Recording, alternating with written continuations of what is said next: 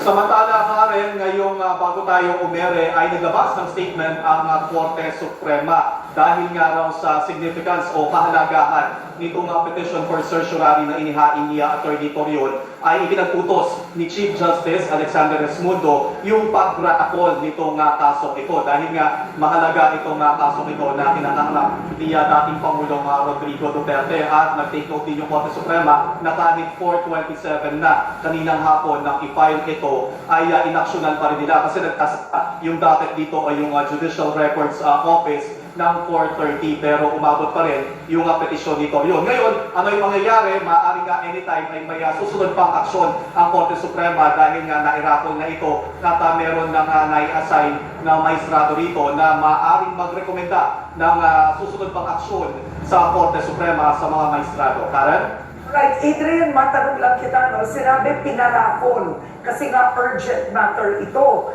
Pero ang oras ngayon, mag-aalas 7 na ng gabi. Nangangahulugan ba na aaksyonan lamang ang petisyon kung saan man ito na-raffle bukas ng umaga?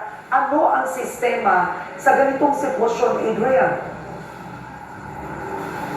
Hindi natin masabi, maaaring mamayang gabi rin yan kasi nga ang Korte Suprema ay ang offices dito hanggang 4:30 lamang ng hapon. Pero kanina, nagpalabas sila kaninang pasado alas 6 na noong kanilang statement na naiparakol nga. So mag-aabang pa rin tayo dahil maaaring mamayang gabi o maaaring bukas o sa mga susunod pang araw. Depende yan sa pag-aaral noong na-assign pagkatapos ng raffle kung ano yung magiging rekomendasyon. Kaya mahalaga pa rin talaga na mag-abang dito sa Korte Suprema dahil nga baka meron silang kinabas na aksyon kaugnay ng dating Pangulong Rodrigo Duterte. Karen?